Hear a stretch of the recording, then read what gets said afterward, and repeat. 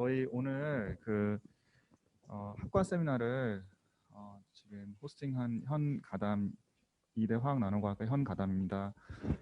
이번 세미나는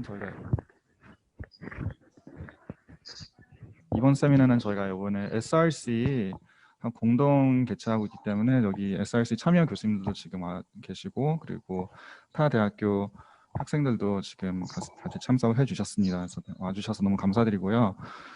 오늘 이제 모신 연사님은 고려대 이승우 교수님이십니다. 이승우 교수님의 이력을 간단하게 소개하겠습니다. 이승우 교수님께서는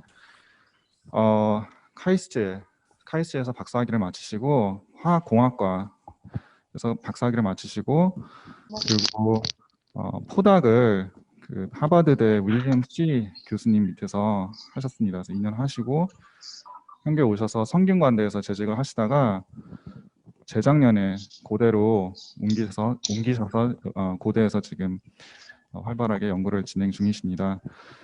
그래서 이승우 교수님께서 오늘 DNA와 그런 플라즈모닉 메타 소재 관련해서 강의를 해주시겠습니다.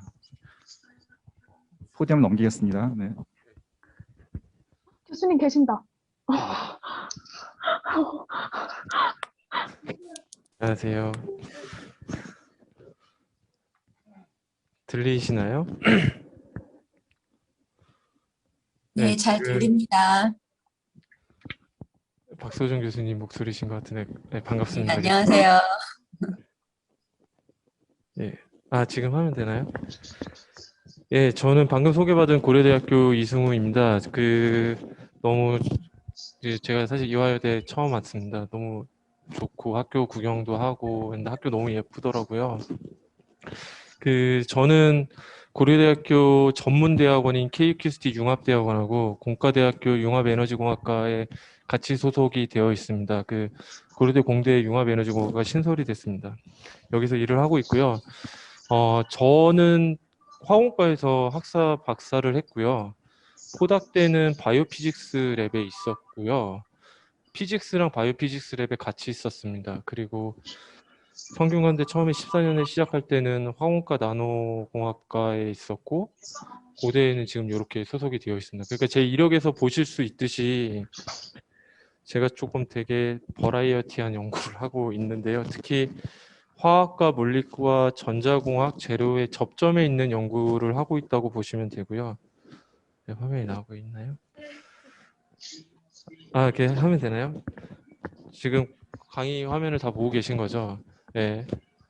현장에 계신 분들은 못 보시는 것 같아서. 예, 그래서 제가 오늘 말씀드릴 내용이 화학과에 계신 분들이 많으니까 화학에서 다루는 재료를 이용해서 어떻게 물리나 전자공학에서 많이 쓰는 물질을 잘 만들 수 있을까에 대한 겁니다. 그래서 DNA 오리가미 콜로이드 플라즈모닉 메타 물질이라고 들었고요. 제목을 지었고요. 첫 번째 DNA 오리가미랑 콜로이드는 화학적인 재료죠. 그리고 메타 물질은 물리나 전자공학적인 재료라고 보시면 될 것 같습니다. 예, 넘어가네요. 잘. 그래서 제가 오늘 소개해 드릴 게 결국은 빛을 물질하고 만났을 때 빛이 어떻게 초자연적인 현상을 유도를 할 수 있을까, 이 물음에 화학적인 재료로 답을 드리려고 합니다. 그래서 예, 제가 한 거 아닙니다. 그래서 빛하고 물질과의 상호작용의 범위를 어떻게 하면 넓힐 수 있을까, 이게 제가 고민하는 문제 중에 하나인데요. 빛과 물질과의 상호작용의 범위를 규정하는 거를 그냥 심플하게 두 가지로 나눠 생각을 해볼 수 있을 것 같습니다.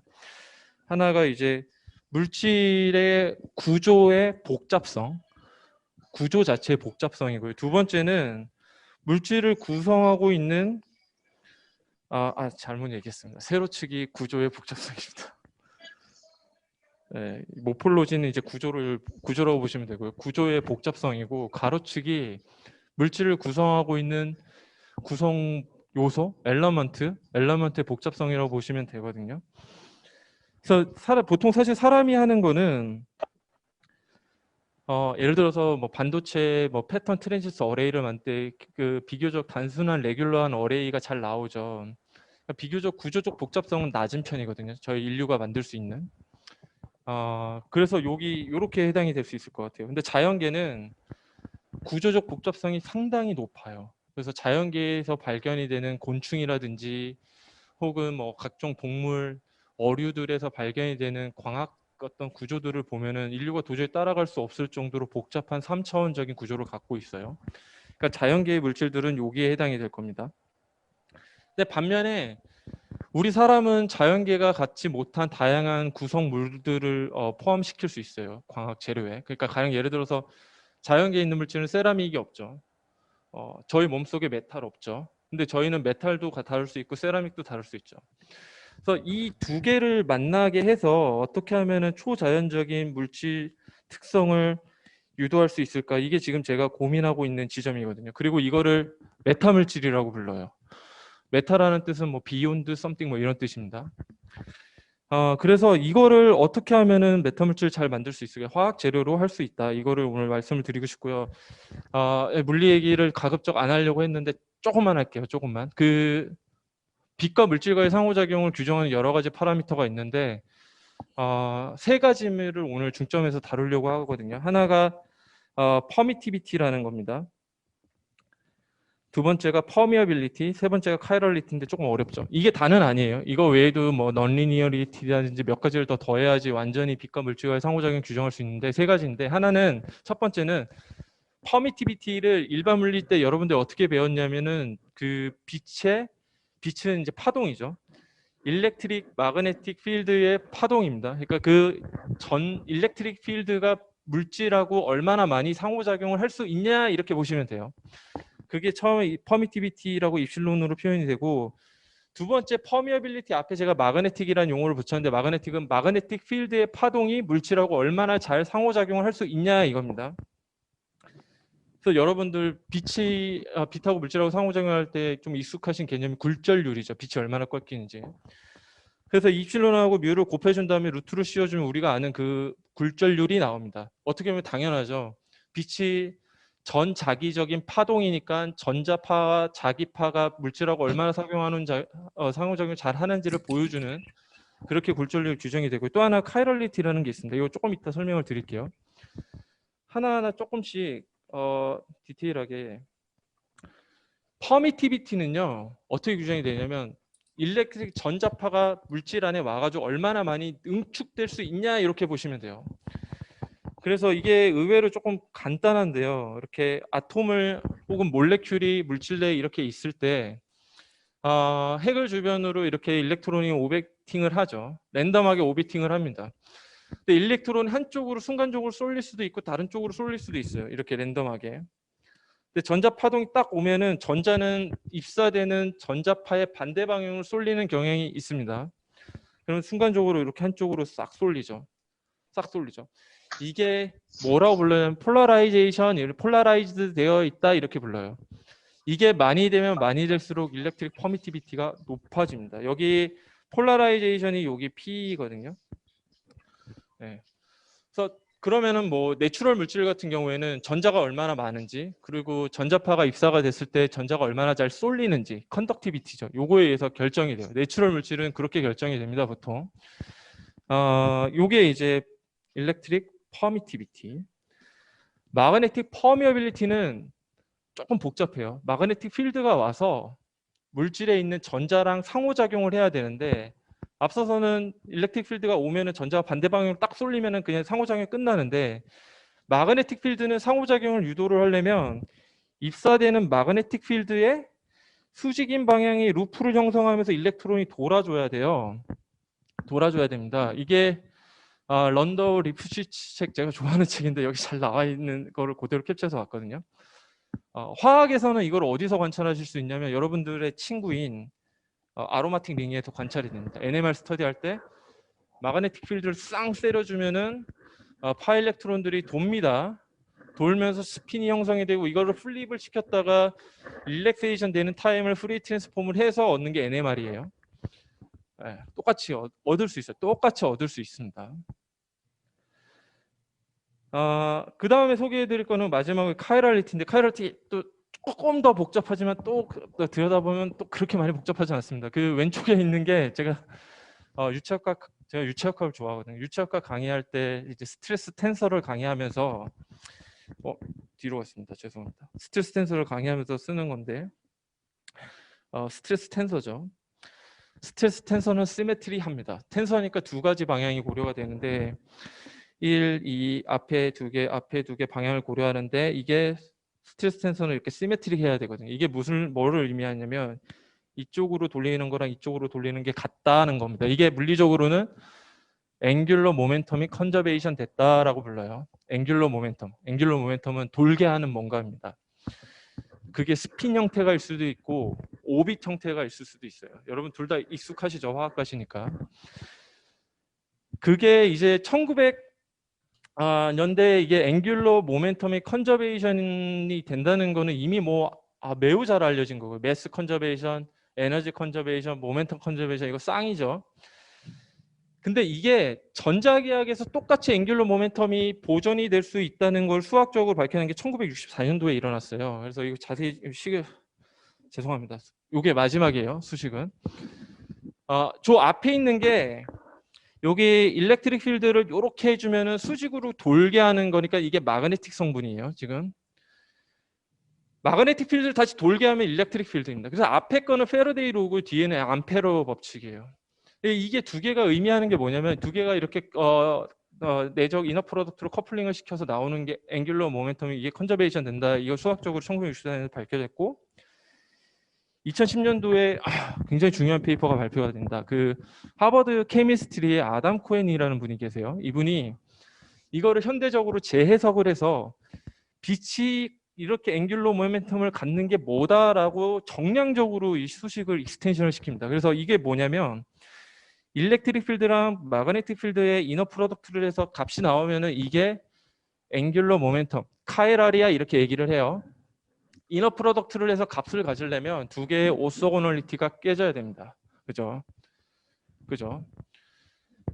오소고널리티를 깨면은 빛이 카이라를 딱 떠올리면 막 회오리 같은 도는 것 같은 거죠. 이렇게 막 그 김연아가 스핀 뜰 때 팍 돌죠. 이거예요. 이건데 이게 빛에서 이게 어떤 의미일까? 제가 사실 되게 고민을 많이 했거든요. 이게 가시적으로 어떻게 나올까? 보통 일렉트릭 필드랑 마그네틱 필드가 이렇게 수직으로 가거든요. 이게 파동 형태로 이렇게 가죠. 오소고널해요. 이게 깨지면 빛이 일렉트릭 필드 입장에서는 예를 들어서 마그네틱 필드가 천천히 가거나 혹은 일렉트릭 필드가 상대적으로 빨리 가게 되면 두 개는 붙어 있어야 되는데 여전히 이게 두 개는 붙어 있어야 되는데 한쪽은 느리게 가고 싶어요. 그러면은 이렇게 그 매트릭스에서 총알 피하는 것처럼 일렉트릭 필드가 막 이런 식으로 돌기 시작합니다. 그러니까 일렉트릭 필드든 마그네틱 필드든 둘 중에 하나를 크게 물질하고 상호작용을 시켜가지고 느리게 가게 해주면 돼요. 그래서 실제로 요게 이렇게 꼬여서 가는 걸 나타내는 이미지거든요. 이게 2015년에 프랭크 노리라고 이론 광학자신데 보통 이제 광학을 입문할 때 헥테 옵틱스 책을 많이 보죠. 거기에 있는 상당량의 지식을 깬 논문이에요. 빛이 이렇게 돌 수 있다. 둘 중에 하나만 리타데이션 시키면. 오늘 화학 재료로 이 두 개를 어떻게 비자연적으로 유도를 할지 얘기를 드리려고 하는 겁니다. 자, 그러면 내추럴 물질로는 그 퍼미티비티, 퍼미어빌리티, 카이럴리티를 유도할 수 없는 거냐? 그렇진 않아요. 아까 말씀드린 것처럼 아로마틱 링 자체에서 커런트 서큘레이션 돌 수 있습니다. 파일렉트론이. 네, 그래서 스핀이 나오거든요. 그게 마그네틱 성분하고 빛의 마그네틱 성분하고 물질하고 상호작용 한다는 겁니다. 근데 제가 오늘 말씀드린 거는 이 퍼미티비티, 퍼미어빌리티, 옵티컬 카이럴리티를 광대역에서 유도할 수 있냐는 거예요. 광대역은 가시광하고 NIR 대역을 좀 포함하는 여기를 이제 광공학자들은 옵티컬 프리퀀시 이렇게 부르거든요. 광대역 이렇게 부르는데 파장이 대략 400나노에서 한 1.5 마이크로에서 2 마이크로 정도. 그러니까 주파수로 따지면 테라헤르츠, 수백 테라헤르츠에 해당될 정도 상당히 빠른 빛이에요. 근데 그 파장이 물질의 몰레큘이나 아톰 사이즈에 비해서는 되게 큽니다. 보통 빛하고 물질과의 상호작용에서 중요한 거는 물질을 구성하고 있는 캐릭터리스틱 랭스랑 파장하고 얼마나 비슷하냐 덜 비슷하냐 이게 굉장히 중요하게 작용을 하는 거거든요. 미세먼지 있는 날에 하늘이 뿌옇죠. 빛하고 미세먼지랑 인터랙션을 많이 해서 산란이 많이 된다는 뜻입니다. 근데 그거는 미세먼지의 크기가 파장, 우리가 보는 가시광 파장하고 비슷하기 때문에, 혹은 더 커거나. 근데 내추럴 몰레큘은 저런 입실론 뮤 카이럴리티를 비자연적으로 극대화하기엔 너무 작다는 거예요. 일단 첫 번째. 이게 예를 들어서 일렉트릭 필드가 딱 오면은 전자 입장에서 반대로 쏠리고 싶잖아요. 근데 몰레큘이 너무 작아요. 그래서 어떤 일이 일어나냐면 파장이 요만큼 있잖아요. 그럼 반파장이 이렇게 하프 람다라고 칩시다. 그럼 하프 람다 동안 일렉트릭 필드가 위로 향하고 있는 동안에 일렉트론이 조금 움직였다 계속 가만히 있어야 돼요. 왜? 움직일 수 있는 공간이 너무 좁아서. 이걸 거의 스태틱한 시스템입니다. 이걸 보다 더 다이나믹하게 막 전자를 확 보내줘서 폴라라이제이션을 키워야 되는데 그러지 못해요. 두 번째는 일렉트론 덴시티가 특히 유기물 같은 경우에 상대적으로 적습니다. 그래서 쓰는 게 메타물질이라는 겁니다. 메타물질이 어떤 거냐면요. 빛의 입장에서, 전자기 파동 입장에서는 파장보다 작으면은 그냥 다 균일하게 봐요. 우리가 예를 들어서 물에 있는 몰레큘을 인디비듀얼하게 구별 못 하듯이. 근데 그 정도가 파장의 한 5분의 1, 한 10분의 1 정도면 파동 입장에서는 그냥 물리적으로는 다른 물질처럼, 뭐 예를 들어 미디움에 나노파티클이 분산되어 있으면 나노파티클이 50나노면 우리는 그게 50나노죠. 50나노 파티클하고 물하고 달리 보이잖아요. 근데 파동 입장에서는 가시광 입장에서 자기가 훨씬 파장보다 훨씬 작기 때문에 그냥 허모지니어스하게 보는 거예요. 우리 이거를 이펙티브 미디엄 시오리 이렇게 부릅니다. 혹은 허머지나이제이션 뭐 이렇게도 불러요. 그러면 예를 들어서 이 아톰들을 파장보다는 훨씬 작되 아티피셜하게 우리가 기능성을 부여하게 되면 초자연적인 빛과 물질과의 상호작용을 유도할 수 있지 않을까. 그랬을 때 아티피셜 아톰을 콜로이드는 나노 입자가 분산된 어떤 용액을 얘기를 한 겁니다. 특히 메탈릭 콜로이드, 플라즈모닉 콜로이드를 메타 아톰으로 쓰면 어떨까? 이게 제 오늘 제안드리고 싶은 거고요. 보통 100나노보다 작으면은 광대역에서는 매우 작은 그냥 아톰처럼 돼요. 아톰처럼. 그다음에 일렉트론 덴시티, 메탈 같은 경우에 이렇게 플럭추에이션, 움직일 수 있는 일렉트론이 그냥 오게닉에 있는 몰레큘보다, 내추럴한 몰레큘보다 훨씬 큽니다. 네. 그리고 여전히 이 콜로이드를 쓰면은, 콜로이드를 셀프 어셈블리 시키면은 되게 높은 레졸루션, 그러니까 수나노의 레졸루션으로 나노 구조체를 만들 수가 있어요. 이거는 이제 옵티컬 프리퀀시의 방점이 찍히는 겁니다. 여기 옵티컬 프리퀀시.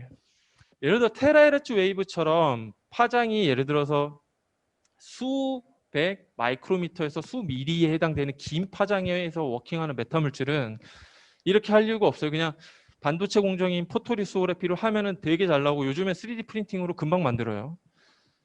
광대역에서 100나노 이하의 메타아톰을 수나노 갭으로 잘 만들어야 되는 경우에 해당되는 겁니다. 이 연구는. 네. 예를 하나 보여드릴게요. 골드 나노 입자 여러분 익숙하실 거라고 믿습니다. 네, 대학원생들 많이 익숙하실 건데 매우 잘 알려진 것처럼 플라즈모닉 레저넌스를 일으키면서 강한 다이폴이 형성이 돼서 노멀라이즈 폴라라이저빌리티가 이렇게 비자연적으로 커집니다. 그냥 골드 나노. 예. 그러면 얘가 아톰 역할을 하는 거예요. 그러니까 일렉트릭 인터랙션, 일렉트릭 필드와의 인터랙션을 극대화해 줄 수 있는 그냥 메타아톰이 되는 겁니다. 그래서 얘를 그냥 물에 뿌려주면은 굴절률이 올라가요. 예, 폴라라이제이션이 비자연적으로 커져서. 이거 잘 안 알려져 있는 사실인데요. 그냥 골드 나노 입자 10나노, 20나노 BBI 같은 회사에서 그냥 사면 바로 옵니다. 물에 뿌리세요. 그러면 물의 굴절률이 올라갑니다. 여기가 파장이고요. 가시광에서 NIR까지. 그리고 나노파티클의 볼륨 프랙션입니다. 세로축이. 컬러 바가 굴절률이거든요. 물의 굴절률이 1.33입니다. 굴절률은 다시 한번 말씀드리면 굴절률은 입실론하고 뮤 곱한 거에 루트를 씌우면 돼요. 그러니까 입실론이하고 뮤 둘 중에 하나만 높여주면 올라갑니다. 자, 그러면 1.33에서 나노파티클, 그냥 골드 나노파티클만 뿌려도 올라가죠. 네, 올라갑니다. 메타아톰 역할을 할 수 있다는 거예요. 자, 이제는 이런 골드 나노 입자를 구조화를 시켜가지고 굴절률을 더 초자연적으로 높여볼게요. 그냥 그 일렉트릭 필드에 전자가 반대 방향으로 쏠리면은 R이 이렇게 있고 일렉트릭 필드가 이 방향이면은 일렉트론이 여기 쏠리고 반대 방향 플러스가 되면서 폴이 두 개 생겨서 이걸 다이폴 이렇게 불러요. 이게 폴라라이제이션입니다. 보통 골드 나노 입자에서 해당이 되는. 근데 여기에다가 나노갭을 줘서 예를 들어서 그냥 플랫한 골드 필름을 주게 되면 무슨 일이 일어나냐면 여기가 마이너스가 오면 여기 반대로 플러스가 걸리고 여기 강한 축전지 효과가 걸립니다. 캐패시티브 커플링 이렇게 저희가 부르는데 캐패시턴스. 마이너스와 플러스는 서로 되게 만나고는 싶지만 물리적으로 떨어져 있어서 만나지는 못하는데 계속 만나고는 싶어서 마이너스 플러스가 갭을 사이에 두고 계속 축전이 됩니다. 어큐뮬레이션이 돼요. 그러면 폴라라이제이션이 커집니다. 비자연적으로. 그러니까 물질 하나, 아톰 하나 갖고 있는 폴라라이저빌리티에 더해서 캐패시티브 커플링을 더하니까 폴라라이제이션이 더 부스트업이 돼요. 네, 그냥 골드 미러 위에 골드 나노 파티클만 얹어도 이런 일이 일어납니다. 매우 잘 알려진 건데요. 골드 두 개를 쌍으로 이렇게 두면서 갭을 만들어도 완전히 아이디어란 메탈 구슬이 있다고 칩시다. 그리고 구슬과 구슬을 이렇게 만나게 되면 거의 포인트 컨택을 하잖아요. 여기 사이에 또 축전지 효과가 걸려요. 자, 이번에는 이런 메탈릭 나노 갭을 라지 에어리어에 배열을 했을 때 어떤 일이 일어나는지 보겠습니다.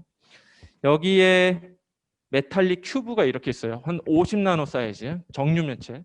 50나노 사이즈가 이렇게 배열이 되어 있습니다. 지금 갭을 갖고. 근데 갭이 8나노일 때에서 1나노로 줄면은 빛이 갭 사이에 굉장히 세게 걸리죠. 위에가 8나노, 이게 8나노거든요. 갭이 이게 1나노미터. 축전지는 보통 두 갭을 사이에 두고 있는 갭이 작아지면 작아질수록 축전지 효과가 더 증폭이 됩니다. 그렇게 되면 가능한 이물질의 퍼미티비티 입실론이 나와 있는데 비자연적으로 커져요. 보통 내추럴 물질에서 얻을 수 있는 그 퍼미티비티 어퍼 리밋이 반도체에서 나오거든요. 실리콘, 갈륨 아세나이드, 걔가 굴절률 4에서 한 4.5 정도 됩니다. 그게 퍼미티비티로 16에서 20 사이거든요. 근데 메탈 나노 입자를 어레이로 하면은 여기 곱하기 여기 잘 안 보이네요. 곱하기 100이 곱하기 100을 해줘야 됩니다. 여기 10의 이상 있죠. 거의 500까지 커질 수 있어요. 자, 자연계에서 얻어낼 수 있는 퍼미티비티 어퍼 리밋이 16에서 20인데 메탈 나노 입자를 잘 깔아만 주면은 500까지 얻을 수 있습니다. 실제 굴절률로 환산을 하면 옵티컬 프리퀀시에서 20이 넘을 수 있어요. 계산 결과입니다. 된 건 아니에요. 아직. 계산으로. 그래도 놀라운 겁니다. 다시 한번 말씀드리면 자연계에서 얻어낼 수 있는 굴절률의 어퍼 리밋은 4에서 4.5. 근데 메탈 나노 입자를 잘 모아만 주면 20을 넘길 수 있다. 굴절률이 높으면 뭐가 좋냐면요. 빛과 물질과의 상호작용을 이용하는 대부분 디바이스가 다 좋아진다고 생각하시면 돼요. 왜냐하면 그 재료가 빛을 흡수할 수 있는 리밋을 그 일라이 야블로노비치라고 지금 UC 버클리에 계신 분이 정의를 했고 야블로노비치 리밋 이렇게 부르거든요. 그게 굴절률의 스퀘어에 비례해요. 그러니까 이 n이 굴절률이거든요. n이 커지면 커질수록 빛을 더 많이 흡수했습니다. 솔라셀 같은 경우에 n이 커지면 커질수록 빛을 더 많이 흡수하고 빛을 많이 흡수한다는 건 솔라셀의 커런트를 더 많이 낼 수 있다는 뜻이거든요. 그래서 이게 굴절률이 페로브스카이트를 두고 계산을 했던 건데 2.5인데 굴절률 뭐 4, 2.5 그 밴드갭 이상에서 4.5 이렇게 높이게 되면 커런트가 올라가죠. 흡수도 올라가고 중요합니다. 중요해요. 굴절률을 초자연적으로 높이는 건. 계산은 다 했으니까 이제 이걸 어떻게 만들지를 고민해야 되는데 메탈 나노 입자를 먼저 합성을 해야 됩니다. 이게 생각보다 그렇게 쉽지가 않아요. 사실 메탈 콜로이드를 쉐입을 잘 제어해서 그 합성해서 이용하기 시작한 게 2002년이니까 벌써 20년이 됐는데 골드 나노 입자를 30 이상의 30나노, 40나노 이상의 입자를 균일하게 얻어내는 게 그리 쉬운 일은 아니었어요. 보통 사실 논문들에서 99% 논문들에서 예를 들어서 나는 균일한 골드 나노 스피어를 썼어 이런 입자들을 논문을 자세히 보면 왼쪽과 같습니다. 저 정도만 돼도 균일하다고 사람들이 생각해요. 근데 빛을 때려서 산란이 되는 걸 보면은 전부 다 다른 산란을 내고 있죠. 실제로 그렇지 않아요. 동그랗게 이렇게 합성을 할 수 있어야 되는데 이게 생각보다 그렇게 용이하지가 않았어요. 10나노, 20나노로 비교적 작은 금나노 입자 같은 경우에 동그랗게 잘 오래전부터 합성이 됐습니다. 2000년 이전부터 그건 잘 됐어요. 근데 메탈 나노 입자 같은 경우에는 사실 30나노, 40나노 이하 사이즈가 되면 빛을 흡수하는 게 산란시켜서, 그러니까 폴라라이제이션이 돼서 산란을 시키는 것보다 훨씬 커요. 그래서 옵티컬 로스가 크다 이렇게 표현을 합니다.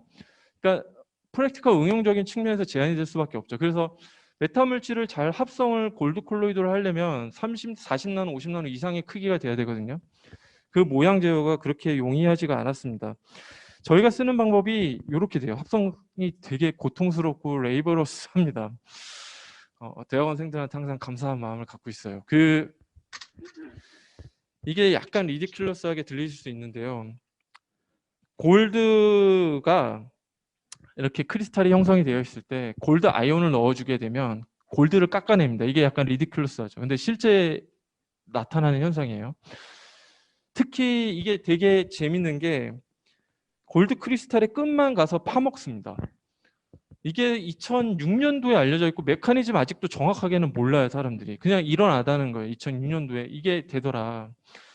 그래서 2010년도 이후에 이 원리를 균일하고 동그란 골드 나노 입자를 합성하는 데 쓰기 시작했습니다. 사람들이. 그래서 저희 같은 경우는 골드 나노를 먼저 합성을 하고, 이건 매우 잘 알려져 있거든요. 매우 잘 깎아서 동그랗게 만든 다음에 다시 컨케이브 롬빅 도데카이드라고요. 좀 이름이 복잡하죠. 폴리헤드랄인데 12개의 팁을 갖고 있는 골드 나노 입자입니다. 다시 만든 다음에 다시 끝만 깎아냅니다. 이거를 계속 반복하면 반복할수록 더 동그래지면서 균일해져요. 그러면 큰 동그란 골드 나노 입자를 얻으면 얘를 시드로 해서 더 큰 동그란 입자, 옥타이드론, 큐브 이렇게 성장을 시킵니다. 보통 50나노 이하의 골드 콜로이드를 얻으려면 시드 그로스라고 해서 먼저 시드를 얻어낸 다음에 얘를 그로스 시켜서 얻어야 되거든요. 이때 파이널 프로덕트의 퀄리티를 결정하는 게 시드의 퀄리티예요.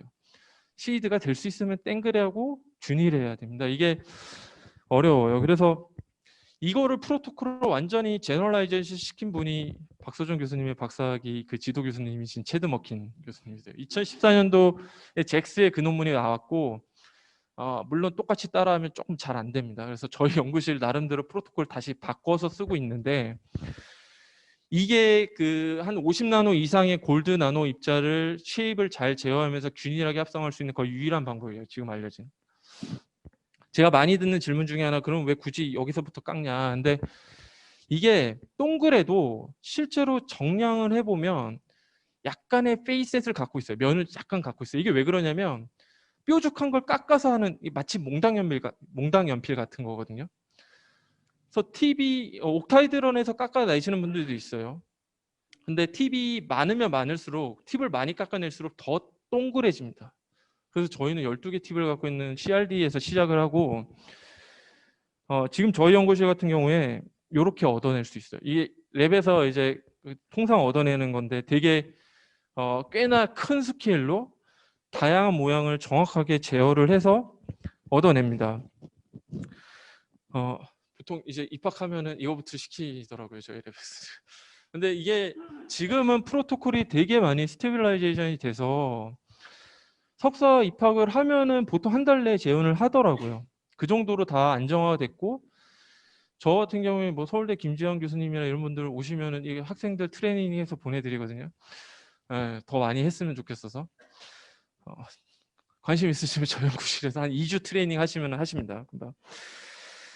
자, 그러면은 빌딩 블럭을 얻어냈으니까 아까 초고굴절 그를 달성하기 위해서 조립을 해야 되는데, 콜로이드를 조립한다는 거는 셀프 어셈블리를 한다는 거고, 셀프 어셈블리를 한다는 거는 연력학적으로 이퀄리브리엄 스테이트로 잘 가게 만들어준다는 거고, 연력학적으로 이퀄리브리엄을 따질 때는 여러분들 매우 잘 아시는 물리학 책에서부터 배우셨나요? 화학과는? 엔탈피, 엔트로피를 컨트롤하면 되죠. 첫 번째 스텝으로 얘를 컨트롤할게요. 엔트로피. 자, 두 가지 케이스가 있습니다. 왼쪽과 오른쪽. 자, 질문이에요. 어떤 게 엔트로피가 클까요? 왼쪽. 제가 사실 제 14년도 성대에서 시작해서 지금 교수 7년 반 됐는데 이거를 설명할 때마다 거의 100% 왼쪽이라고 얘기를 해요, 학생들이. 이게 왜 그러냐면 물리학 책이 이렇게 나오죠. 그냥 직역을 하죠. 그 엔트로피의 디그리 오브 디스오더 이렇게 배우죠. 무질서 도호. 근데 정확하게는 무질서 도호로 갈 수 있는 역량을 판단하는 게 엔트로피라고 보셔야 돼요. 정답은 오른쪽에 엔트로피가 압도적으로 큽니다. 이게 왜 그러냐면 자, 완전히 동그란 구슬이 있다고 쳐요. 완전히 동그란 구슬. 얘가 왼쪽처럼 완전히 그 패킹이 돼서 어그리게이션이 됐을 때 공간을 차지할 수 있는 최대 볼륨 프랙션이 62에서 64 정도로 알려져 있습니다. 이게 학자들에 따라 좀 달라요. 어떤 분은 62라고 하고 어떤 분은 64라고 합니다. 근데 구슬이 완전히 패킹이 됐을 때, 클로즈 패킹이 됐을 때, 근데 그때 결정을 형성하게 되면 페이스 센터드 큐빅이란 결정을 형성하게 되면 최대 차지할 수 있는 볼륨 프랙션이 74까지 늘어나요. 그러면 클로즈 패킹이 된 구슬이 있어 74 볼륨 퍼센트에서 64로 돌려주자고요. 단 결정 상태는 유지하되. 그러면 콜로이드 알 하나하나가 프리 볼륨을 상당히 많이 가질 수 있어요. 그죠? 구슬 하나하나가. 그러니까 얘는 막 움직일 수 있는 여지가 상당히 큰 거예요. 왼쪽은 못 움직이죠. 클로즈 패킹이 돼 있어. 그러니까 오른쪽이 압도적으로 엔트로피가 커요. 그래서 파티클끼리 인터랙션을 전혀 무시할 수 있게 엔탈피의 변화를 제거해 줄 수 있도록 시스템을 만든 다음에 파티클의 농도만 높여주면 높여질수록 오른쪽처럼 그냥 결정화가 자연스럽게 됩니다. 늘상 일어나는 거예요. 우리 주변에서. 누가 뭐라 하지 않아도 오더링이 됩니다. 왼쪽에 있는 사람처럼. 그리고 이게 연잎의 C방에 있는 C들이거든요. 이게 마음의 문을 열고 보시면 오더링이 되어 있어요. 그죠? 이런 거 보실 때 너그러운 마음으로 보셔야 됩니다. 오더링이 이게 왜 그러냐면 같은 볼륨에 C를 가장 많이 넣을 수 있는 방법이기 때문에 이게 다윈이즘하고도 연관이 된 건데 그러면은 간단해집니다. 그냥 입자만 특정 공간 안에 많이 넣어주게 되면 나노갭을 갖도록 라지얼의 오더링이 돼요. 자, 호드는 하드스피어. 하드스피어는 입자와 입자 사이 인터랙션이 전혀 없어서 엔탈피 변화가 없는 상태예요. 얘를 열 에너지만 충분히 주면 흔들립니다. 이게 셀프 어셈블리의 얘기가 뭐냐면 누구나 할 수 있어요. 제 3살짜리 애가 한 겁니다. 실제로. 그리고 이런 셀프 어셈블리는 스케일에 상관없이 모든 스케일이 다 일어나요. 그게 몰레큘러 레벨, 나노 스케일, 마이크로 스케일 이런 매크로스코피가 완전 매크로스코피가 되게 실제로 시뮬레이션을 했습니다. 그래서 아까 저희가 큐브를 조립해야지 초자연적인 굴절률이 나온다고 그랬잖아요. 큐브를 2000 평면 안에 컨파인먼트를 시키고 큐브의 농도를 높여주는 겁니다. F가 농도 볼륨 프랙션이에요. 그래서 이렇게 해서 갈수록 점점 패킹이 되고 오더링이 되죠. 그러니까 파티클과 파티클의 갭은 뭘로 조정이 되는 거예요? 그냥 농도로. 그래서 실제로 물하고 기름 계면을 이렇게 형성을 해놓고 그러니까 예를 들어서 물, 오일 이렇게 레이어드된 플루이드를 형성을 해놓고 콜로이드 아래 표면 케미스트리를 잘 조정하면은 그 큐브들이 그 계면 사이에 다 컨파인먼트가 되거든요. 그랬을 때 농도를 높이면 점점 패킹이 되죠. 이게 반딱반딱해진다는 게 이 골드 나노 입자들이 잘 오더링이 됐다는 거예요. 계면에 이렇게 오더링이 되면 이거를 쿵 기판에 찍습니다. 그러면 잘 나와요. 기준에 따라서 이게 잘 안 나왔다고 생각할 수 있지만 꽤나 잘 나온 겁니다. 너그러운 눈으로 봐주세요. 예, 그래서 굴절률을 팡 찍으면 자연에 없는 굴절률이 실제로 나옵니다. 저희가 이때 NIR에서 한 6.4 얻었고요. IR 대역에서 한 4.5에서 5 정도. 점이 이제 실험값이고요. 실선이 계산값이고 그 다음에 이제 비교 대상이라고 할 수 있는 반도체 물질 실리콘, 갈륨 엔세나이드가 이렇게 찍혀져 있어요. 노란색과 녹색으로. 이게 당시에 보고된 값 중에서 제일 높은 값입니다. 네, 자연계에서 보통 이제 실리콘 같은 게 내추럴한 아톰의 성질, 배열의 성질을 통해서 이제 굴절률이 한 4 정도 나온 게 저희가 6.4로 확장을 시켰어요. 이게 그렇게 근데 광공학 하는 사람들은 그렇게 임프레시브하게 값을 보진 않습니다. 오더가 바뀌어야지 좀 좋아하거든요.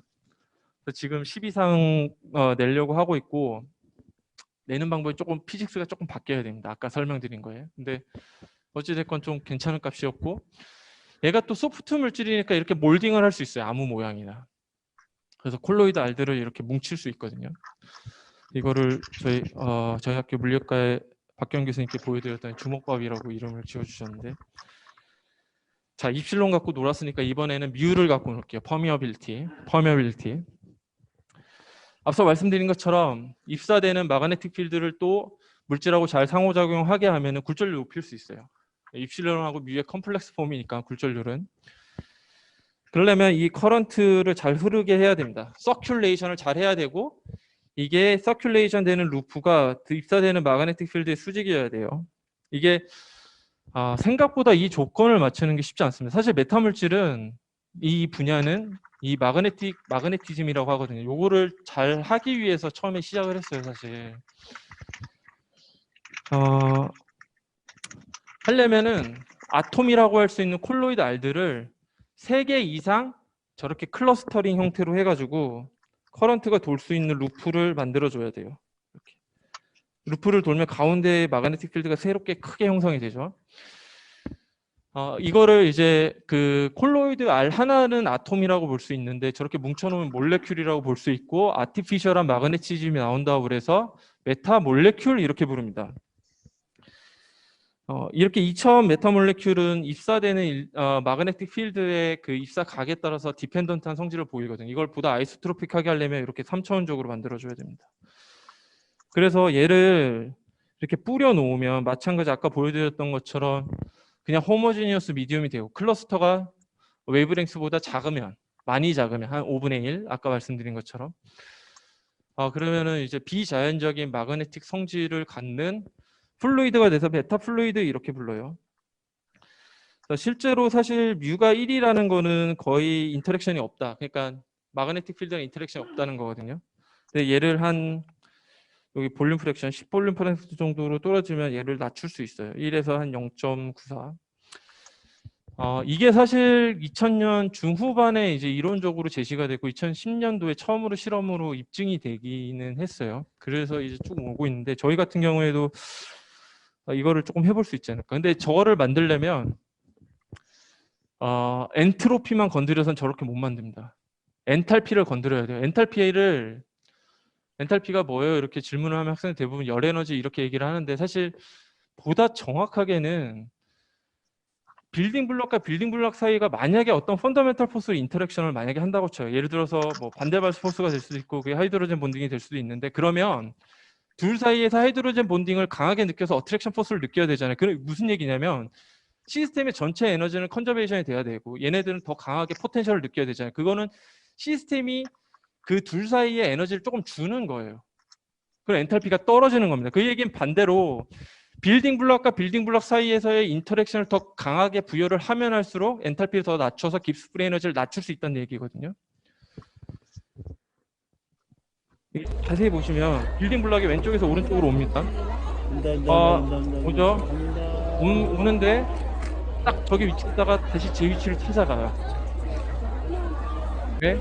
내 주변에 또 빌딩 블럭들이 더 많은 데로 찾아가는 거예요.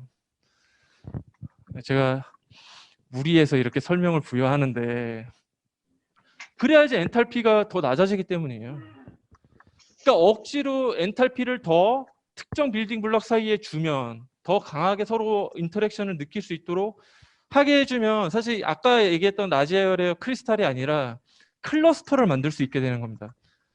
그리고 그 빌딩 블럭 사이에 그 엔탈피를 특정적으로 더 잘 낮추기 위해서 제가 쓰는 게 DNA예요. 야, 이 얘기를 하려고 참. 예.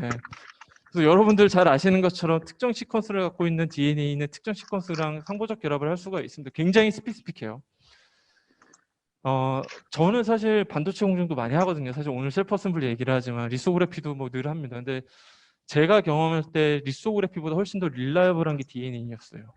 되게 놀랬는데 지금 DNA 그를 나노 테크놀로지에 쓸 때 그 상보적 결합의 스페시피시티가 계산한 거랑 정확하게 맞아 들어가요. 연력학 계산을 하면 그대로 나와요. 굉장히 디터미스틱하고 하일리 프로그래머블한 나노 물질인데 뒤에 이제 오리가미를 붙였어요. 저는 그냥 오리가미 그냥 DNA와 어떤 파티클의 상호작용보다 오리가미라는 DNA 나노 구조체를 이용하는 걸 더 좋아하거든요. 오리가미 하면은 이 일본어 맞고요. 이거를 우리나라에서는 종이접기라고 하지만 우리나라를 제외한 나라에서는 그냥 오리가미라고 부릅니다. 그러니까 종이접기가 오리가미라는 게 종이접기를 뜻하는 일반 명사예요. 이게 왜 그러냐면 우리가 아는 종이접기 이런 거죠. 막 접어서 학도 접고 뭐 꽃도 접고. 그러니까 현대 저 종이 공예의 형태가 일본에서 처음 발견이 돼요. 물론 종이는 중국에서 처음 발견이 되지만 700년대에 이제 일본 사람들이 저렇게 해가지고 공예를 하는 걸 오리가미라고 지칭을 했고 그걸 인정을 해줍니다. 그게 최초라고. 그래서 요즘 같은 민감한 시기에 이런 얘기해서 그렇죠. 아무튼 그래요. 그래서 DNA 오리가미라고 하는 겁니다. 다른 뜻이 있는 게 아니고요. 그러니까 종이를 접어서 아무 모양이나 만든다는 거죠. DNA 오리가미는 DNA가 일종의 폴리머잖아요. 뉴클레오타이드라는 모노머가 포스페이 백본으로 코밸런트 번딩이 돼서 폴리머거든요. 폴리머를 접어서 나노 구조를 만드는 걸 DNA 오리가미라고 해요. 네.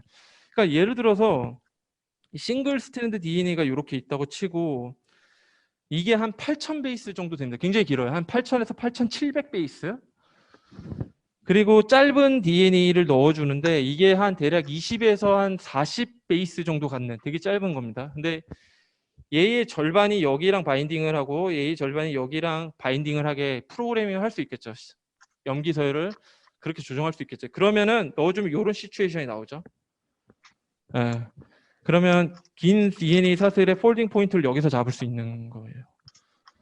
그러니까 이런 식으로 폴딩이 되는 포인트를 아비트러리하게 다 설정을 할 수 있어요. 굉장히 높은 정확도로. 거의 지금 저희 연구실에서 100% 얻거든요, 수율을.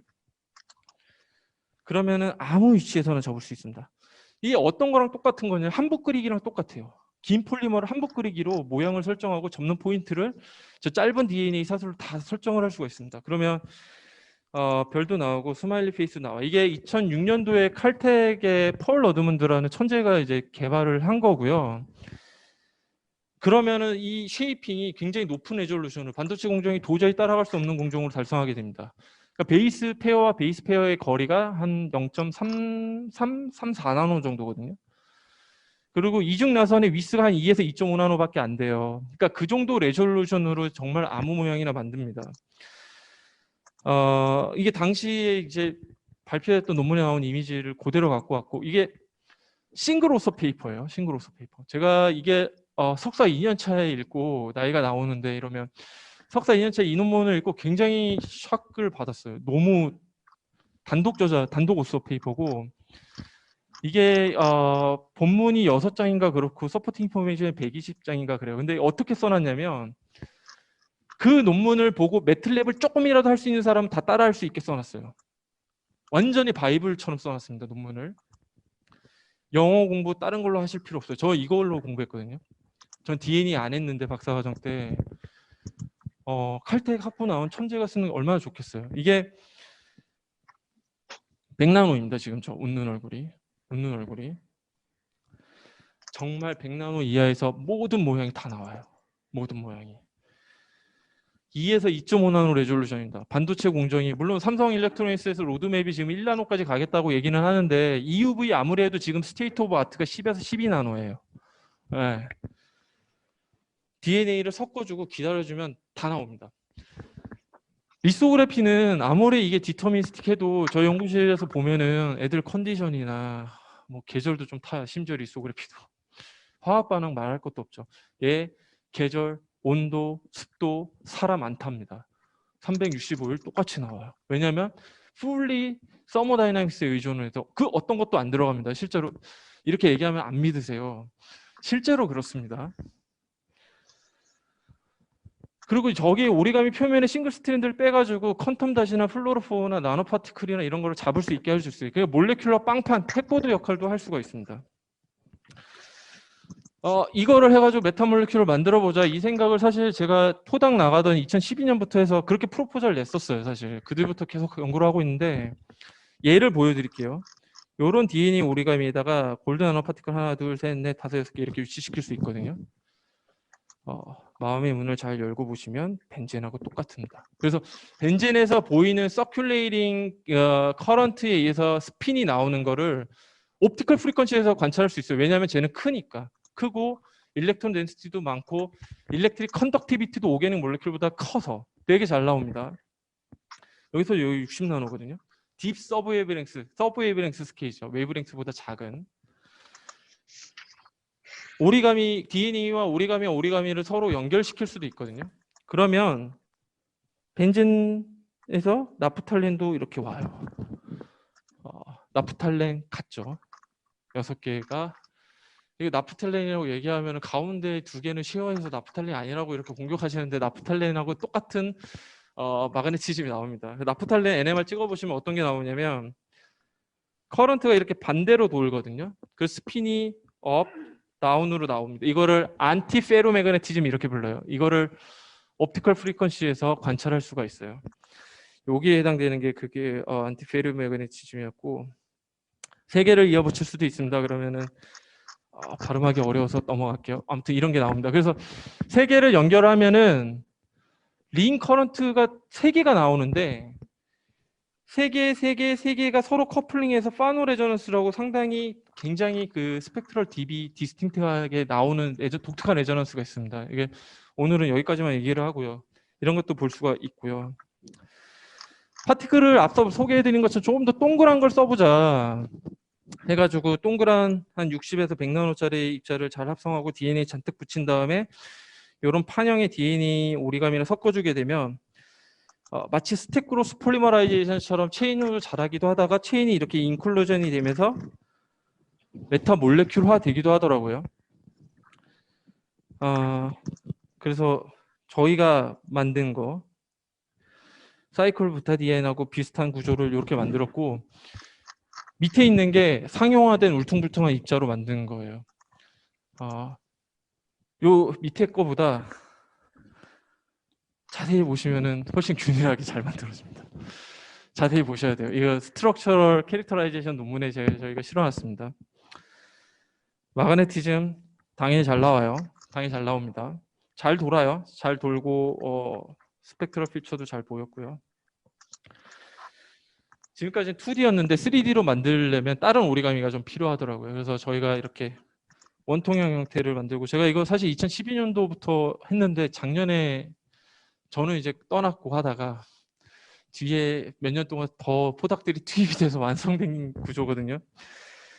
30나노 지름에서부터 60나노, 90나노, 120나노까지 잘 만들어지고요. 몰레큘러 어드레서빌리티라고 해가지고 특정 위치에 원하는 위치에만 이렇게 분자를 잘 붙여서 슈퍼 레졸루션 옵티컬 마이크로스코프로 볼 수 있어요. 스톰 이런 거 아마 들어보신 분이 계실 겁니다. 지금 청중 중에. 그 14년도 노벨 화학상이 슈퍼 레졸루션 옵티컬 마이크로스코프 개발하신 분들에게 돌아갔고 그분들이 개발했던 것 중에 하나가 스톰이라는 슈퍼 레졸루션 옵티컬 마이크로스코프가 있거든요. 여기 페인트는 스톰의 변종이라고 보시면 되는데 30나노, 60나노, 86나노에 예를 들어서 6개 플로로폴을 다 넣으면 6개 그냥 그대로 보이죠. 이게 몰레큘러 어드레서빌리티가 상당히 좋고요. 또 오리가미가 익스텐션이 가능해요. 오리가미끼리 이어붙여서 더 큰 구조로도 만들거든요.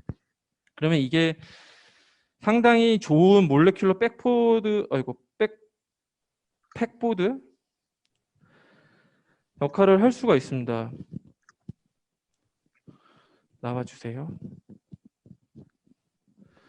네, 저 점 하나하나에 다 다른 분자를 붙이고 있는 거거든요. 다른 분자를. 그러면 이렇게 기둥형 그 오리가미를 이용하면은 3차원 메타몰레큘도 당연히 만들 수 있게 되겠죠. 이게 얼마나 균일하냐는 질문을 상당히 많이 받는데 그래서 이때 셸리 위컴이라고 저랑 같이 일했던 포닥이 지금 시드니에 가 있는데 열받아가지고 이거를 보여줬어요. 랜덤 캐쳐한 거를 다 일렬로 세워놓으면 다 비슷하게 보이죠. 상당히 균일합니다. 이게 항상 오리가미 관련해서 일드에 대해서 질문을 받는데 대단히 균일하다. 그래서 미니언즈를 만들어서 이때 당시 1200개 플로로포를 다 다른 위치에 직접을 시킨 거거든요. 그럼 당연히 얘를 이용하면 버키볼 라이크한 메타몰레큘도 나와요. 3차원적으로. 그래서 이 배럴에다가 옆 벽면에 4개 붙이고 위에 하나 아래 하나 붙이면 이렇게 옥타이드라는 3D 클러스터도 나옵니다. 굉장히 중요해요. 그러면은 마그네티즘이 입사각에 상관없이 마그네틱 필드랑 저 구조의 상대적인 방향에 상관없이 균일하게 나와요. 마지막으로 카이럴리티입니다. 지금 한 10분 정도 남았는데 빨리 끝낼게요. 카이럴리티. 아까 말씀드린 것처럼 일렉트릭 필드랑 상호작용을 잘 하게 하거나 마그네틱 필드랑 상호작용을 잘 하게 되면 E랑 H의 이너 프로덕트의 값이 나오기 시작하면서 그게 아까 말씀드린 것처럼 일렉트릭 필드가 이렇게 꼬이기 시작한다고 그랬죠. 그게 카이럴리티예요. 이게 왜 중요하냐면 여러분 화학과니까 L폼, D폼 다 아시죠? 드럭을 개발했는데 L폼이냐 D폼이냐에 따라서 약이 될 수도 있고 독약이 될 수도 있습니다. 그 얘들이 좀 많아요. 이거를 똑같은 컴포넌트를 갖고 있어도 그 아이소머가 어떤 거냐에 따라서 완전히 다른 게 되기 때문에 이거를 L하고 D를 분광학적으로 분류해내는 게 대단히 중요합니다. 물론 서큘러 다이크로이즘이라는 분광법이 있어요. 근데 그거는 보통 UV에서 가시광의 빛을 보내줘서 오른쪽으로 도는 빛이 더 많이 흡수하냐, 왼쪽으로 도는 빛이 더 많이 흡수하냐로 차이로 보거든요. 근데 앞서 계속 얘기하는 것처럼 분자는 그런 파장보다 훨씬 작으니까 CD 값이 상당히 작아요. 그래서 농도를 고농도로 높여서 찍습니다. 미리몰라 컨센트레이션, 마이크로몰라 컨센트레이션. 근데 소량을 잘 측정을 해내는 것도 중요하죠. 특히 싱글 몰레큘까지 측정의 레졸루션을 높일 수 있으면 대단히 좋을 겁니다. 왜냐하면 보통 드럭에서 L폼, D폼이 같이 이렇게 합성돼서 나오는데 둘 중에 하나가 5% 이렇게 섞여져 있어요. 소량 섞여져 있단 말이에요. 그러면 몰레큘 자체는 건드릴 수 없으니 그러면은 가서 때려지는 빛을 더 카이럴하게 만들자. 그래서 2010년도에 애덤 코엔이 옵티컬 카이럴리티를 정의했던 게 나노 스케일에서 카이럴 빛이 어떤 폼이냐를 정량화하고 싶었던 거예요. 불과 10년 전 얘기입니다. 카이럴리티를 나노 스케일에서 잘하면 좋아요. 그래서 아까 소개해드린 것처럼 얘가 페러데이고 얘가 앰페어로 오면 결국은 E랑 H가 서로가 이너 프로덕트 했을 때 뭔가 값이 나오게 오소거널리티를 잘 깨주면 된다. 그래서 이 메타몰레큘, 이 최근에 알려진 건데 메타몰레큘에서 빛의 옵티컬 카이럴리티가 여기 위에서 노란색이 진해지면 진해질수록 옵티컬 카이럴리티 커지는 거거든요. 나노 스케일에서 옵티컬 카이럴리티 키울 수 있다, 메타몰레큘에서. 근데 문제는 쟤는 클러스터가 시메트릭해서 L이냐 D폼이냐 차이는 못 봐요. 그냥 옵티컬 카이럴리티만 증가하지. 그래서 그걸 핸드니스라고 하는데 핸드니스를 부여하기 위해서 이렇게 DNA 오리가미 표면에 주면 오른손으로 도는 거, 왼손으로 돌리는 거 다른 차이를 볼 수 있어요. 그래서 이게 카이럴 메타몰레큘이 되고 실제 오리가미로 어셈블리를 했고 옵티컬 카이럴리티가 잘 메타 분자 주변에 컨파인이 되는 걸 확인할 수가 있었습니다. 그리고 얘를 이렇게 옵티컬 카이럴리티가 증폭이 된 거를 공간학적으로 더 많이 유도를 하기 위해서 얘를 체인처럼도 만들었어요. 이렇게 오리가미를 계속 이어붙여서. 근데 뭐 옵티컬 카이럴리티도 잘 나오죠. 넓은 면적에. 근데 문제는 로스가 심해요. 이게 무슨 얘기냐면 이거를 파티클이 카이럴 빛이 파티클 클러스터 하나를 타고 옆에 타고 이렇게 가야 되거든요. 이거를 캐스케이티드 이펙트 이렇게 부릅니다. 광학에서. 근데 한번 캐스케이팅이 될 때마다 에너지를 계속 잃어버려요. 잃어버리고. 그 물리적 백그라운드를 요 논문에 잘 써놨거든요. 그래서 그냥 하나 있을 때보다 폴리머가 CD 시그널이 낮아져요. 이게 사실 저희가 이거를 2015년부터 그 조지아텍의 용강크라는 친구랑 같이 연구를 했는데 연구를 막 하다가 저희 걸 완전히 그냥 접었거든요. 그 접게 만든 연구가 나왔습니다. 그 서울대 재료공학과의 남기태 교수님이라고요. 그 이분이 이게 컨티뉴어스하게 꼬일 수 있는 나노 입자 합성법을 개발하셨어요. 그래서 이 G 팩터라고 디시메트릭 팩터인데 이게 카이럴 정도를 나타내는 거거든요.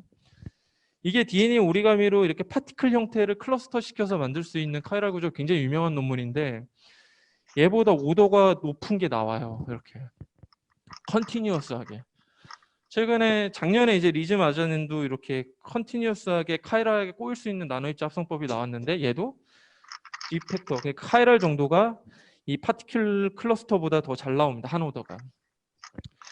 18년도에 남기태 교수님 논문을 보고 우리 이제 그만하자. 그래서 저희는 카이랄 메타 분자를 직접 조립은 안 하고요. 남기태 교수님께서 주세요. 그냥 우리 거 가지고 하라. 그래서 그거를 DNA 오리가미로 이어붙여서 하는 카이랄 굉장히 잘 나옵니다. 그래서 저희가 받기도 하고 남기태 교수님 헬리코이드 입자를 해석을 해드리기도 하고 바이러트럴하게 하는데 네. 한 2, 3분만 저희가 최근에 이거는 했던 거고 최근에 관심 갖는 저희 디지털 메타물질이라는 걸 하려고 해요.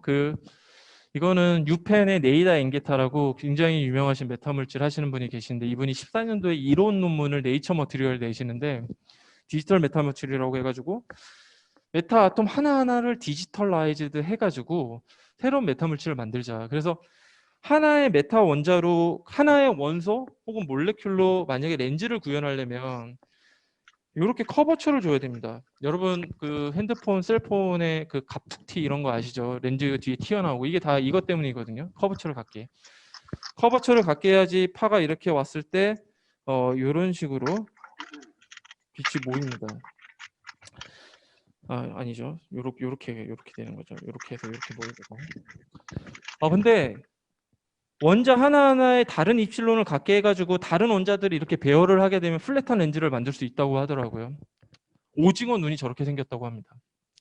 근데 이게 문제는 뭐냐면 여기 하나하나가 다 다른 입실론을 갖고 있는 메타 원자들이어야 돼요. 특정 입실론을 갖고 있는 메타 원자는 특정 위치에서만 가서 포지셔닝이 돼야 됩니다. 이게 사실 되게 어려워요. 그래서 제가 이 논문을 보고 이 논문이 너무 매료가 돼서 한 5년, 6년 이거를 하고 있는데 아직은 구현이 잘 안 되고 있습니다. 이게 되려면 예를 들어서 나노 파티클 다른 사이즈들이 다 각기 다른 위치에 정확하게 가서 딱 붙을 수 있어야 돼요. 그러려고 저희가 최근에 하는 게 이제 요런 DNA 오리가미를 쓰거든요. 그 듀플렉스가 요렇게 익스텐션이 되게. 그래서 디자인한 대로 포폴드 시메트리 갖도록 DNA 오리가미 잘 나오고요. 얘를 특정 DNA 오리가미는 특정 것들만 가서 붙게 하는 알고리즘믹 셀프 어셈블리를 유도해야 돼요. 그냥 셀프 어셈블리는 좀 다릅니다. 그냥 셀프 어셈블리는 모든 이퀴밸런트한 빌딩 블럭이 어레이가 되거나 클러스터가 되게 하는 건데 각각 빌딩 블럭이 다른 인포메이션을 베어링 해가지고 다른 위치에 다 포지셔닝이 될 수 있게 할 수가 있어요. 그래서 예를 들어서 여기 2, 3, 4 끝에 다르게 이제 프로그래밍을 하는 겁니다. 가령 얘는 얘랑만 인터랙션 하게, 얘는 얘랑만 인터랙션 하게, 얘는 얘랑만 인터랙션 하게, 얘는 얘랑만 인터랙션 하게. 그러면 딱 이렇게 포폴 딱 4개만 조립이 되고 더 이상 조립이 안 돼요. 그리고 각각의 오리가미는 다른 시퀀스를 갖고 있습니다. 그러니까 다른 입자를 캡처링을 탈 수 있는 거예요, 다. 이거를 알고리즘의 셀프 어셈블리라고 부릅니다. 왜냐하면 빌딩 블럭 1과 2가 어셈블리가 될 때의 인포메이션이 3번이 어셈블리가 될 때의 인포메이션에 전가가 되고 4번이 어셈블리 될 때 앞서 1, 2, 3번이 어셈블리 될 때의 어떤 제네틱 인포메이션이 또 그대로 반영이 돼서 그래서 인포메이션에 이렇게 캐스케이티드로 간다고 그래서 알고리즘의 셀프 어셈블리라고 부르고요. 그래서 이거를 4바에서 4까지 하고 여기에 골드 나노 입자 서로 다른 사이즈의 골드 나노 입자를 64개를 얹을 수가 있거든요. 그래서 얘를 이용해서 지금은 디지털 메타 물질을 좀 하려고 하고 있고요. 결론입니다. 너무 오래됐네요, 시간이. 화학 재료인 콜로이드 DNA 오리가미를 DNA를 이용하면 여러분들이 물리나 전자공학 사람들도 감동시킬 수 있다. 이게 제가 오늘 전달해드리고 싶은 메시지입니다. 지금 대학원생 16명하고 연구교수님 3분하고 같이 일을 하고 있고요. 사실 처음에 14년도 부임했을 때 삼성에서 관련된 연구 펀드를 받아가지고 제가 이걸 할 수 있었어요. 그래서 감사드리고 경청해 주셔서 감사드립니다. 감사합니다.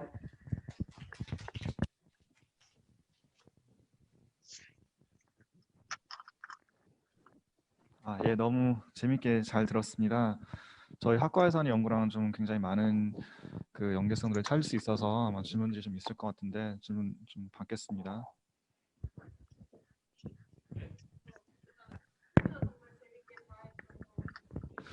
감사합니다. 네. 네. 예, 예. 저희가 금도 하고요, 사실. 반도체 입자도 하고요, 은도 해요. 근데 주로 금을 많이 하긴 해요. 예. 근데 요즘에는 케미스트리가 되게 좋아져서 반도체나 뭐 그 은 혹은 카파 같은 다른 종류의 노블 메탈도 균일하게 합성하고 DNA를 잘 붙여요. 그래서 불과 한 5, 6년 전만 하더라도 거의 금 외에는 다른 것들을 이렇게 오리가미 위에 붙일 수는 없었는데 지금은 거의 굉장히 다이버스하게 됐어요. 예. 네. 어렵죠. 네.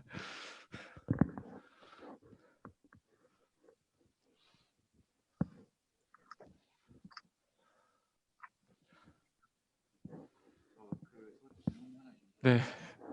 감사합니다. 예. 네. 예. 예.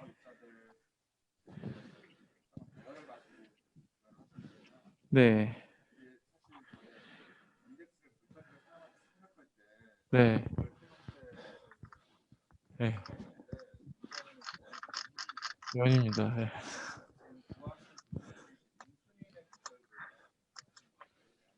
네. 일단은 현재 인플레인에 가깝다고 보시면 되는데요. 이게 지금 두께가 50나노라서 웨이브랭스 대비해서 초방막이기 때문에 저희가 체크를 했을 때 앵글 디펜던스를 보이질 않았어요. 그러니까 입사각에 따라서 거의 그래서 50나노 방막의 벌크가 뭐냐 이것부터 사실 얘기는 해야 되겠지만 입사각에 상관없이 거의 저굴절이 나올 수 있다라는 걸 말씀을 드리고 또 하나 쟤를 스태킹을 해도 어느 정도 나옵니다. 똑같이. 네. 그래서 저 이펙티브 티크니스라고 해가지고 사실 메탄 물질 할 때 좀 조심해야 되는 게 예를 들어서 저거를 어떤 뭐 내추럴 폴리머 같은데 인캡슐레이션 시킬 수 있잖아요. 그럴 때 메탈의 비중이 그 내추럴 물질의 비중보다 커지면 커질수록 인덱스가 더 잘 나와요, 사실. 근데 그러면 그 경우에 이제 플레인 웨이브가 와서 그냥 플레인 웨이브처럼 느껴져야 되는데 그게 깨지는 경우가 생기거든요. 그래서 어퍼림이 또 존재를 해요, 분명히. 그래서 그거 이펙티브 티크니스라고 하는데 그 두께를 계속 쌓아도 똑같이 나옵니다. 조금 어려운 얘기인데 이게 조금 이펙티브 미디엄 시오리를 좀 깊게 설명을 해야 돼서 여기까지만 오늘은 설명을 드릴게요. 예. 네. 네.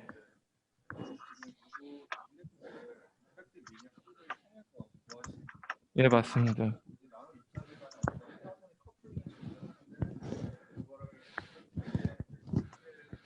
내셔널, 예. 역시 그 메타 물질 하시네요.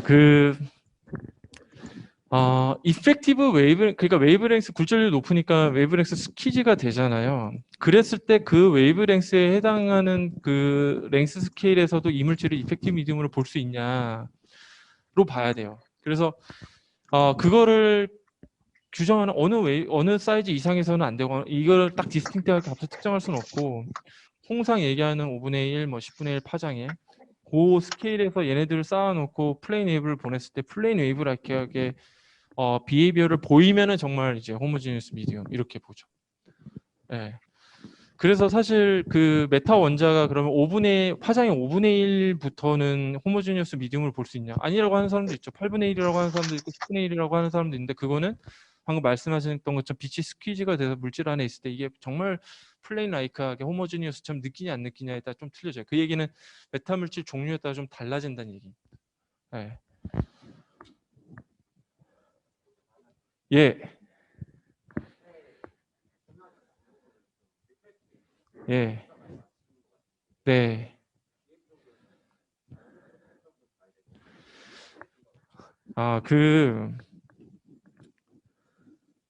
제가 한 거 위주로 말씀을 드리다 보니까 그런 것 같아요.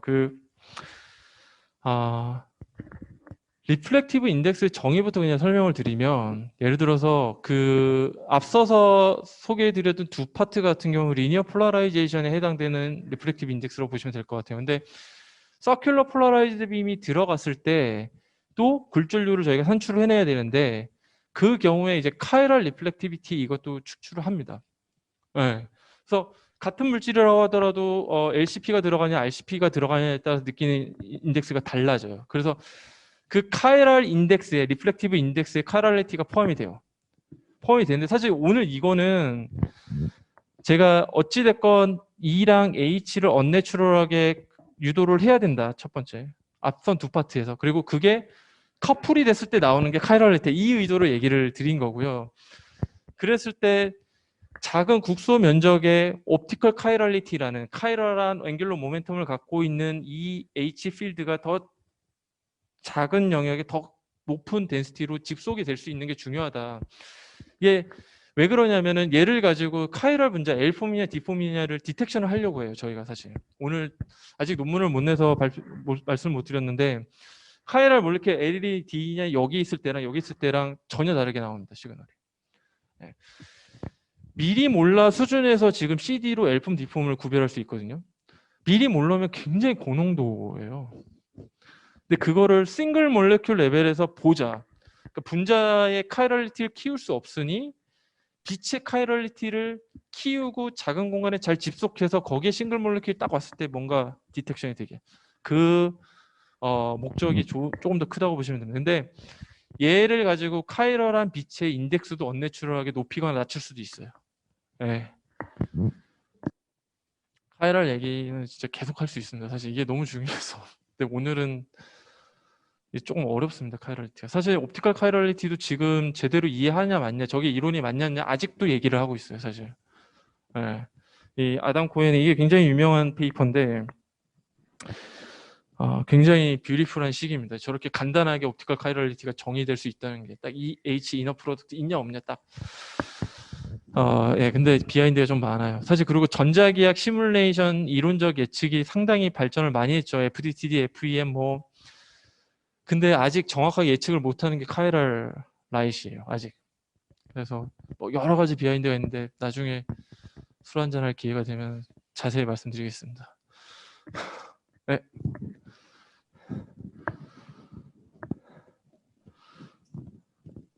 네, 없으신 것 같은데 이제 예. 온라인 상으로 또 질문 없나요? 제가 그럼 하나 질문 드리면 그 메타 몰레큘을 가지고 할 수 있는 구현하고자 하는 뭐 물성 중에 카이랄리티 말씀하셨는데 그 외에 예. 또 뭐 관심이 있는 그런 뭐 예. 특성이나 성질이나 애플리케이션이나 뭐 이런 거 있는지 간략하게 말씀해 주시면 우리 예. 학생들한테도 도움이 많이 될 것 같습니다. 이게 사실 처음에는 그 음굴절을 구현하려고 사실 많이 했거든요. 음굴절 생소하시죠? 통용망토 얘기 나올 때 항상 나오는 건데 그러려면 이플론하고 뮤를 동시에 마이너스로 만들어줘야 되거든요. 그러려고 했는데 저희가 이거를 10년 했습니다. 제가 박사 말년치 때부터 관심을 갖기 시작해서. 근데 프랙티컬하게 너무 힘들 것 같아서 음굴절은 과감하게 접었어요. 몇 년 전부터.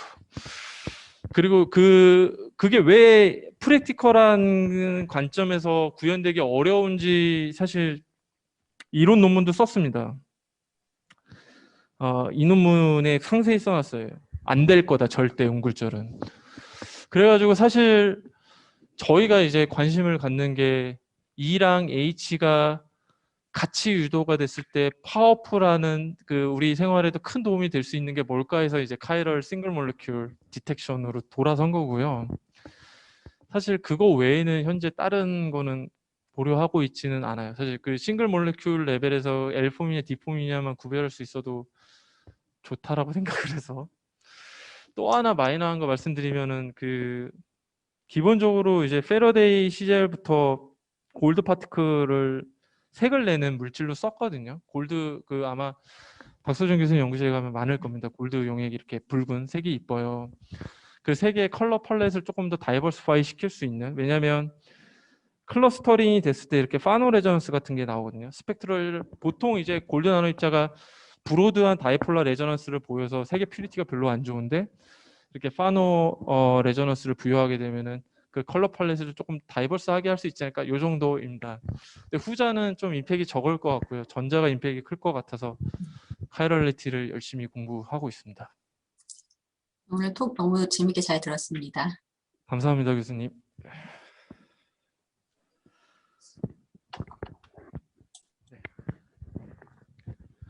네, 다른 질문이 없으면 저희 정말 재밌는 세미나를 해주신 이승훈 교수님께 다시 한번 감사의 박수를 좀 부탁드리겠습니다. 감사합니다. 세미나 여기서 마치도록 하겠습니다. 감사합니다.